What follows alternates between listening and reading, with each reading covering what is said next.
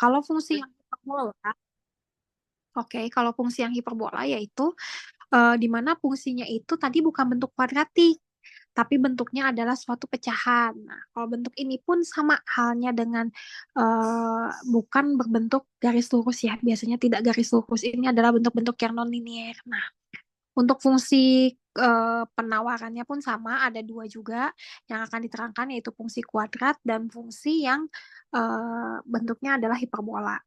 Nah, di mana yang harus kita perhatikan adalah bentuk karena dia itu kan bergantung terhadap satu variabel ya. Jadi variabelnya itu adalah variabel X, di mana X-nya itu menunjukkan suatu fungsi dari suatu harga. Nah, X-nya itu adalah variabel yang menentukan kuantitas atau banyaknya barang yang akan kita beli atau kita akan tawarkan. Sedangkan P-nya sendiri adalah yang kita harus tahu dulu harganya berapa karena harga itu kaitannya sama jumlah barang yang diminta. Jadi jumlah barang yang diminta. Semakin besar harga, maka semakin kecil jumlah barang yang akan diminta atau yang akan dibeli. Semakin murah harga, berarti logikanya adalah semakin banyak kuantitas barang yang akan dibeli. Itu ya. Oke, selanjutnya. Nah, untuk umum persamaan dari penawaran itu sama yang kuadratik, sama pun itu pun ada tiga variabel konstanta yang akan kita cari, yaitu nilai A, B, dan C. Lalu besarnya tingkat pertambahan atau penurunan harga itu mengakibatkan banyaknya jumlah atau barang yang diminta. Harusnya sih kalau penawaran bukan jumlah barang yang diminta ya, tapi jumlah barang yang ditawarkan. Contohnya adalah LM. Harga emas kalian kalau lihat itu sekarang semakin lama semakin naik ya. Kemarin itu kalau nggak salah harganya ada 1,5, 1,4, 1,3. Pokoknya kalau harga LM-nya turun, barang yang ditawarkan itu nggak terlalu banyak. Tapi karena harga LM semakin lama semakin naik dan orang sekarang daripada beli menyimpan uang di bank dengan ada tiap bulannya itu adalah biaya biaya banknya itu sendiri 16.000, orang lebih berpikir untuk ya udah mendingan saya beli emas dan saya menyimpan uangnya di emas karena harganya emas itu selalu stabil bahkan naik terus ya. Makanya kenapa emas itu banyak ditawarkan. Kecuali kalau ketika dia itu harganya turun ya, yang nawarinnya lumayan agak kurang. Nah, ini untuk fungsi dan kurva penawaran garis tidak lurus atau hiperbola. Itu kan tadi saya bilang sendiri kalau bentuknya itu rata-rata bentuk umumnya adalah suatu pecahan ya. Bentuk umumnya sendiri adalah suatu pecahan. Lalu selanjutnya adalah di sini akan diberikan contoh untuk elastisitas penawaran barang jika fungsi permintaannya itu adalah fungsi yang eh, kuadratik ya. Fungsi yang kuadratik. Oke. Nah, ini adalah kita tahu barang yang diminta adalah 19 min P kuadrat. Barang yang ditawarkan adalah ini. Nah, yang pertama kita cari adalah berapa nilai harganya dulu. Ternyata kita tahu ya, harga itu nggak mungkin negatif ya, harga itu pasti positif. Namanya juga jual, pasti nggak akan mungkin yang namanya negatif gitu ya. Nah, kemudian kita bisa tahu sekarang jumlah yang ditawarkan atau yang dimintanya itu adalah 10. Jadi ketika harganya $3, dia minta barangnya itu yang dibeli itu adalah 10 gitu ya. Oke, sampai sini dulu ada pertanyaan? Sebelum saya lanjut, sampai sini ada pertanyaan nggak? Sampai sini ada pertanyaan? Halo, Assalamualaikum. Sampai sini ada pertanyaan nggak? Belum ada. Oke, belum ada ya. Oke, saya lanjut. Nah, selanjutnya kita kan tahu ya nilai harganya itu adalah 3 dan barang yang diminta itu adalah 9. Nah, itu dengan harga yang tidak ada pajak. Semakin besar harga yang tidak ada pajak berarti harganya pun akan semakin murah gitu kan ya. Kalau kita makan di restoran semakin ada pajak itu logikanya harganya akan semakin naik gitu kan. Nah, sama. Sekarang dengan contoh jika misalkan diberikan suatu pajak sebesar $1 per unitnya itu adalah $1, kira-kira pengaruh nggak sama sama jumlah barang yang akan diminta? Ternyata sangat pengaruh. Kalau kita tahu berapa pajaknya itu dari pemerintah, kita akan mendapatkan nilainya itu adalah ternyata $3,63. Dan barang yang diminta itu adalah 5,82. Disclaimer dulu, kalau di sebenarnya kalau di mana namanya di ekonomi, kalau yang namanya barang itu nggak mungkin koma ya. Kan namanya barang itu nggak selalu satu, dua, tiga, empat gitu ya. Jadi ketika angkanya 5,82 artinya adalah barang yang dimintanya itu 5,66 barang gitu dengan harga yang 3,63 dolar gitu. Karena harga itu nggak akan mungkin negatif. Jadi ketika kalian punya persamaan yang satunya positif dan negatif, ambil selalu yang positif untuk harga ya. Karena harga itu nggak mungkin di mana-mana kita ngambil barang terus kita yang dikasih duit itu jarang. Jepang aja yang namanya barang itu kalau misalkan udah nggak kepake atau out of date gitu, eh, rata-rata digratisin, bukan kita dikasih uang gitu ya. Jadi biasanya kayak gitu. Bahkan kita ngejual barang-barang kayak misalkan yang udah nggak layak pakai aja, kayak misalkan kardus kayak gitu kan kita aja dapat uang ya, karena kita yang ngejual gitu kan. Apalagi nih barang-barang yang sebenarnya masih bisa digunakan gitu kan, kecuali sumbangan gitu. Nah, makanya harganya akan selalu positif. Nah, Nah, ternyata kita tahu harga awal sebelumnya itu adalah 3 dolar. Setelah dapat kena pajak 0,63, berarti kita tahu sendiri kalau dengan pajak 1 dolar, pajak spesifik sebesar 1 per unit, itu berpengaruhnya adalah menaikkan harga 0,63. Nah, jadi pajak pemerintahnya adalah dikalikan kuantitas yang terjual berarti 5,82. Sehingga barang yang diminta ketika setelah kena pajak itu ini dibulatkan ke atas ya harusnya 6. Oke, saya lanjut ke fungsi biaya dan penerimaan. Fungsi biaya di sini adalah berapa tingkat eh, produksi atau berapa biaya produksi yang akan kita keluarkan kalau kita mau jual barang gitu. Contoh, kemarin saya tuh ngeluarin produk kayak saya collab misalkan sama temen, yaitu jualannya adalah sabun cuci tangan, deterjen, lalu super pel, sama satu lagi tuh adalah sabun cuci piring gitu kan. Saya ngeluarin 4 produk. Nah, di 4 produk ini saya jualnya adalah harganya itu per liter. Kenapa saya jual produk-produk seperti itu? Karena sekarang kan banyak banget anak-anak yang ke-assume ya. Jadi yang dia pemikirannya jangan pakai barang-barang yang, sorry ya, bukannya saya diskriminasi, pakai barang yang brandnya itu Israel gitu. Jadi anak-anak sekarang tuh ke brainwash gitu ya dengan kata-kata itu. Makanya kenapa kan KFC dia itu kalau kalian lihat omsetnya turun, Starbucks juga omsetnya turun gitu kan. Bahkan triliunan ya dua perusahaan ini tuh. Gak hanya itu, bahkan Pizza Hut juga katanya kena ya. Pizza Hut, McD, KFC, lalu apalagi yang terkenal? Burger King, tapi Burger King nggak terlalu sih. Yang benar-benar paling kena ininya banget McD, KFC, sama Starbucks. Nah, tiga perusahaan besar ini mulai sedikit-sedikit banyak yang tutup di Indonesia. Jadi ke brainwash anak orang-orang zaman sekarang tuh orang gen-gen Gen Z kayak kalian tuh ke brainwash gitu kan. Nah, saya ngeluarin produk di mana saya mau majuin usaha UMKM. Nah, usaha UMKM-nya itu saya belum kena pajak. Jadi harga saya per liternya itu adalah bukan per liter, malah saya jualnya. Per 4 liter itu untuk suatu harga deterjen itu 40.000.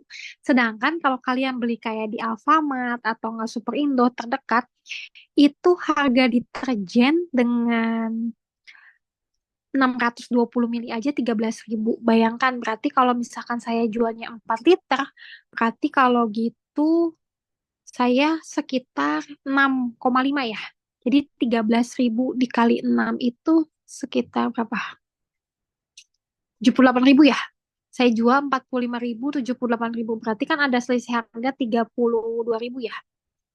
45 sama 78, sorry, 33.000. Nah, orang akan lari untuk cari yang harga lebih murah. Tapi balik lagi, terkadang orang juga gak butuh kualitas dan kuantitas kan kayak gitu. Makanya di sini harga saya lebih murah karena saya belum ada pajak, karena industrinya masih industri rumahan. Tapi karena misalkan nanti dikasih pajak sama pemerintah, mungkin dia akan naik juga harganya. Nah, yang saya harus pikirkan adalah berapa biaya produksinya untuk saya itu produksi seperti yang tadi saya bilang sabun itu, sabun cuci piring, deterjen, hand wash, lalu sama pengepel lantai gitu kan, berapa harga produksinya. Nah, misalkan harga fungsi produksinya saya itu seperti ini, kuadrat. Nah, saya akan menghitung kalau orang ekonomi kan gitu ya, dengan modal seminim mungkin dan mendapatkan laba setinggi mungkin gitu kan prinsipnya tuh kan. Nah, jadi apa yang harus dioptimalisasikan? Yang harus dioptimalisasikan adalah biaya total minimum dalam produksinya itu biaya variabel, biaya rata-rata, biaya tetap, lalu biaya produksi satu unit barang tuh biaya marginalnya seperti apa. Nah, di sini kita kaitannya pakai fungsi parabola. Kenapa Bu fungsi parabola? Karena ini bentuknya adalah kuadrat. Makanya kenapa kita gunakan ini, kenapa bisa dapat min B per 2 itu maksudnya turunan kedua ya. Suatu persamaan turunan kedua di mana itu sama dengan nol. Kalian udah belajar di kalkulus, saya yakin udah pada paham lah. Nah, ternyata diperoleh biaya minimumnya itu adalah 6 unit dengan harganya adalah 30. Lalu biaya tetapnya sendiri adalah 102. Bu, kok bisa dapat FC-nya dari mana? Substitusiin ya sama kalian si ketika Q-nya itu 6. Ketika Q-nya itu 6, kita dapatnya adalah 102. Biayanya ini biaya tetapnya ya. Lalu biaya tetap, biaya variabel itu adalah minus, biaya rata-ratanya sendiri. Ini adalah, Bu dapat dari mana ini biaya biaya biaya variabelnya dapat dari mana gitu kan ya? 4, 3 C per Q-nya ya, 30 per 6. Lalu udah gitu biaya tetap rata-rata. Yang tadi yang 6 itu substitusiin ke sini. Ternyata dapatnya itu adalah, oh dapetin C-nya bukan 102 ya? Oh, turunan ketiganya, sorry, turunan ketiganya, biaya ketika Q-nya itu sama dengan 0, berarti biaya tetapnya adalah 102. Nah, ini total unit untuk biaya marginalnya adalah 2. Jadi, untuk menaikkan produksi dari 6 unit menjadi 7 unit, kita punya biaya marginalnya sebesar 2. Jadi biaya marginalnya sendiri adalah 2 ya.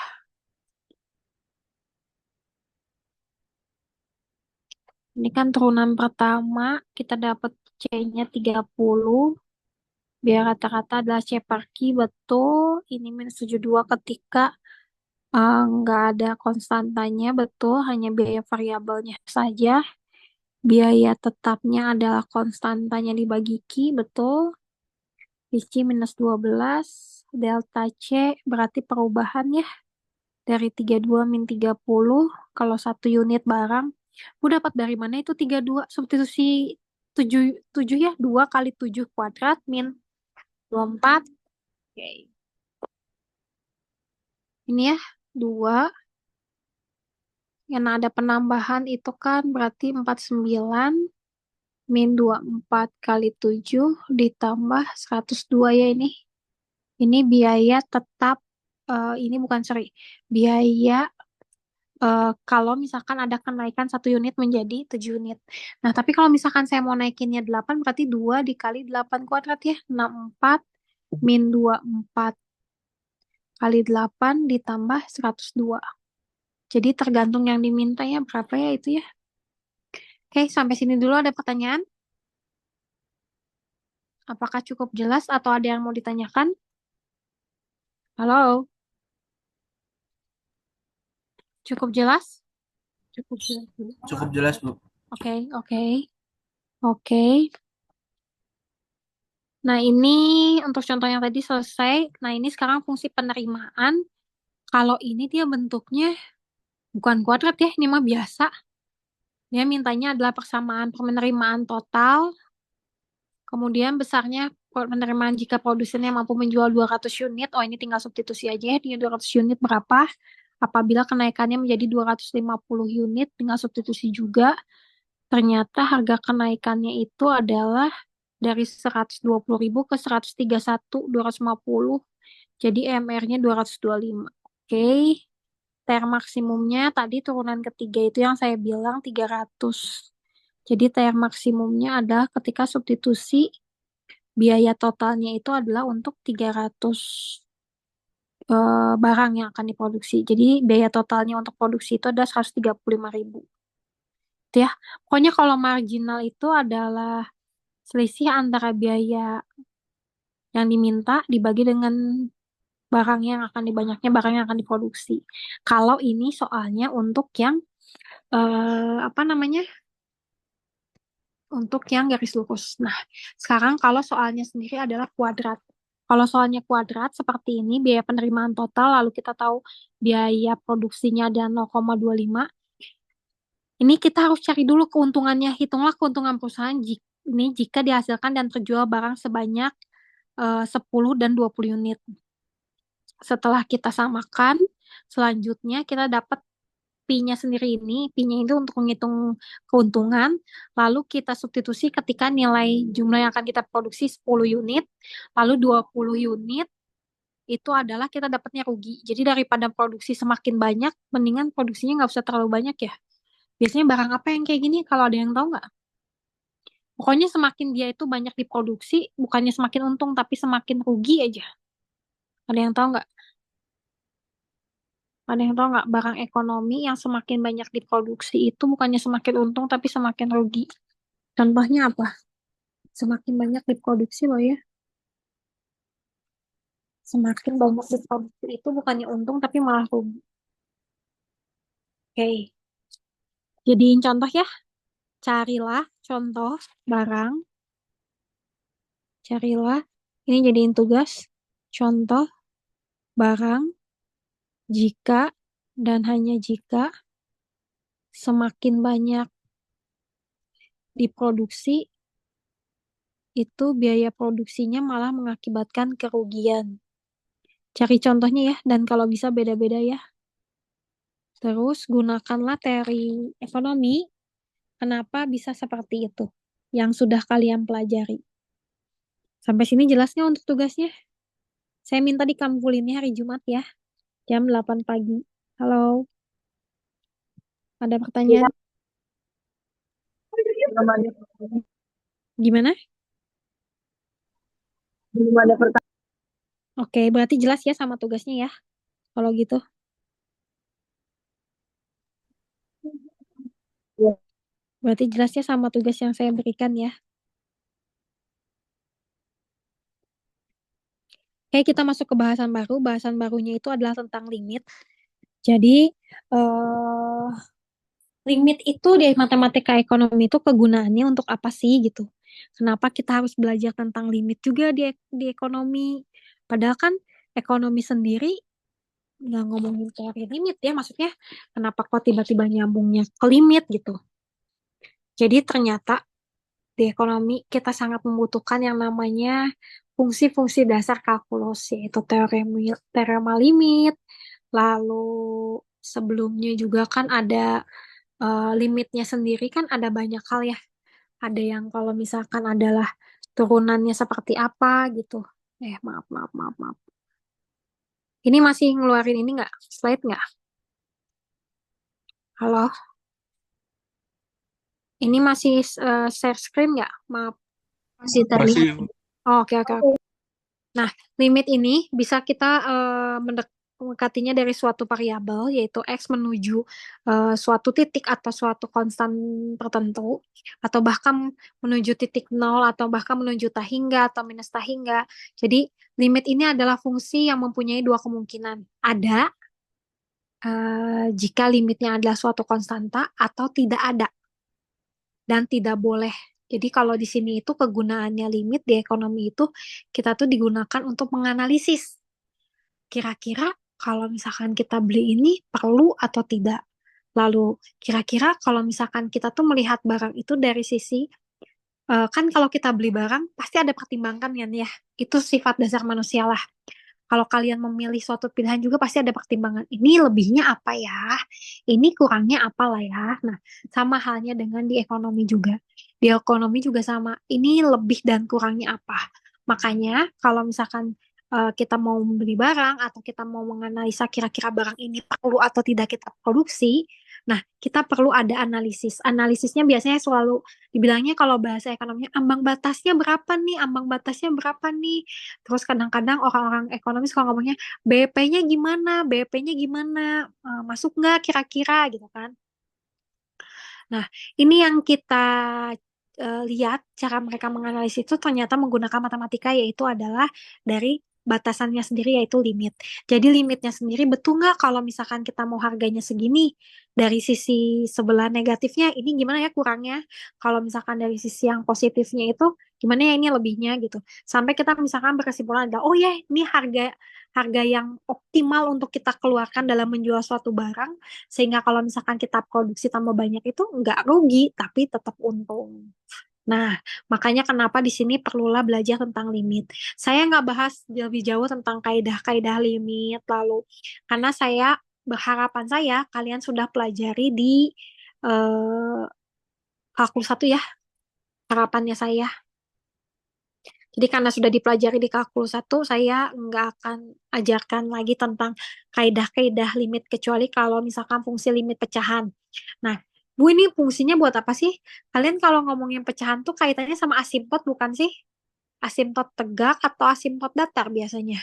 Yang kita bisa tahu misalkan di suatu titik tertentu harganya tuh nggak boleh loh segini. Ini tuh menyebabkan kerugian atau bahkan dia tuh nggak punya batasannya gitu nilai limitnya malah kita akan turun terus atau misalkan kalau misalkan dalam ekonomi kan bagus ya kalau fungsinya selalu naik artinya kan penjualan sama barangnya dengan harganya harga naik penjualan pun naik itu kan yang paling kita harapkan itu di ekonomi. Nah sayangnya kalau misalkan kita tidak paham tentang fungsi limit pecahnya itu misalkan adalah malah kita sudah buat batasan gitu nilainya nggak boleh segini harganya terus nggak boleh segini juga barang yang dipesan terus ibaratnya kita tuh tetap melakukan produksi itu dengan produksinya sekian lalu nanti kita buang ini berarti ibaratnya udah buang-buang tenaga buang-buang waktu juga ya. Nah makanya kenapa kita butuh fungsi yang namanya fungsi limit ini di sini. Saya nggak ajarkan fungsi limit tak tentu, tak hingga, atau fungsi limit yang apa namanya limit pecah yang ternyata tak hingga yang kenapa hasilnya ketika disubstitusi atau nggak difaktorkan ketika misalkan diturunkan itu hasilnya adalah tak hingga saya nggak ajarkan itu ya. Saya anggapnya kalian sudah bisa dan sudah terbiasa karena di kalkulus satu. Oke, sampai sini dulu ada pertanyaan nggak? Sampai sini dulu ada pertanyaan? Belum ada, Bu. Belum ada. Belum Oke, ada. belum ada ya. Saya udah stop stop share belum?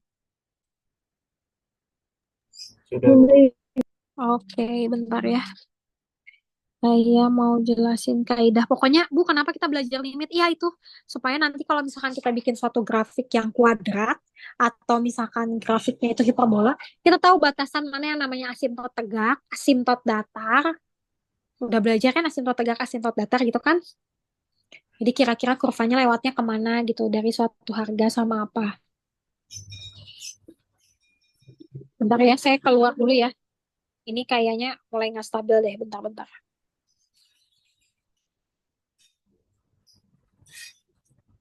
Akan penjelasan tentang limit gitu ya. Saya hanya akan membahas tentang ininya aja. Apa tuh namanya garis besarnya aja sama kesimpulannya aja kenapa kita menggunakan limit. Jadi garis besarnya kita belajar limit itu di kalkulus. Konsepnya adalah untuk maksudnya ini adalah kesinambungan atau nggak seimbang atau kontinu itu supaya kita dapat harga dan barang yang diminta itu pasti. Jadi jangan sampai tujuannya kita produksi barang tapi dia itu buat kerugian. Sampai sini jelas ya.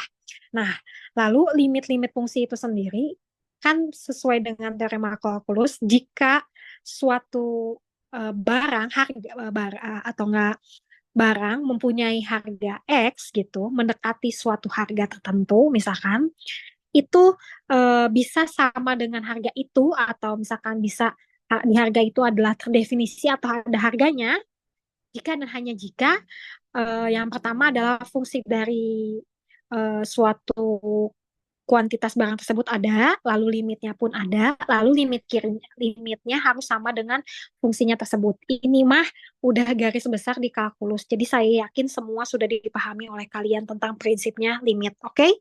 Sampai sini dulu jelas? Oke ya, saya anggap kalian jelas ya. Karena ini kaitannya sama limit udah pasti jelas. Lalu tujuannya kita tuh untuk apa sih sebenarnya gitu ya? eh, Tujuannya kita, nah tadi yang saya bilang, saya pengen tahu nih kira-kira harganya berapa. Jadi jangan sampai ketika saya produksi nih, kayak contohnya ini, saya mau produksi harganya itu di X-nya itu sama dengan 3. Tapi biaya produksinya itu tak hingga, artinya mau berapapun modal saya tidak akan menutupi biaya produksi saya gitu.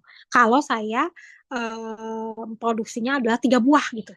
Beda hanya kalau saya misalkan produksi kurang dari 3 atau lebih besar dari 3, itu saya bisa tahu pergerakannya. Oh, kalau lebih besar dari 3 itu pergerakan barang yang diminta itu adalah semakin sedikit barang yang diminta. Tapi kalau saya produksinya kurang dari 3, banyak yang minta barang tersebut. Barang ini tuh langka gitu. Karena dengan produksi sedikit, eh, itu harganya naik terus. Tapi kalau produksinya banyak, harganya turun terus. Jadi ibaratnya ini barang yang middle ya, antara butuh nggak butuh. Biasanya kalau kayak gini tuh barang-barang tersier, bukan barang-barang yang apa, ibaratnya barang-barang yang kebutuhan pokok biasanya. Jadi ketika kalian ngomong di ekonomi, kalian harus tahu juga ini kira-kira barangnya apa sih, ini kira-kira butuh nggak ya, ini buat apa sih gitu. Nah, sama halnya dengan ini, tadi seperti yang tadi saya bilang, yang namanya harga nggak mungkin negatif, jadi kita nggak ngelihatnya ini, yang 3 per X ini, jadi kita selalu lihatnya adalah yang positif gitu. Ternyata kalau misalkan kita produksinya dia semakin banyak, harganya akan semakin, barang yang diminta pun semakin banyak, ternyata barang yang diminta pun akan semakin banyak juga ya kalau ini ya. Oke. Nah, selanjutnya ini yang disebut sinambung itu kalau saya punya fungsi kuadrat, lalu saya cari limitnya berapa. Ini kalau fungsinya itu adalah dia nggak terlalu susah ya, karena dia ternyata mau di dua di berapapun ini tidak ada definisi ya. Berarti harusnya di dua itu di titik-titik ya ini. Ini salah ya, ini harusnya nggak di, ini malah nggak di titik-titik ya. Harusnya dibuat garis titik-titik gitu ya. Oke, saya contohnya yang kedua aja deh. Yang 2x² min 32 dibagi x plus 4.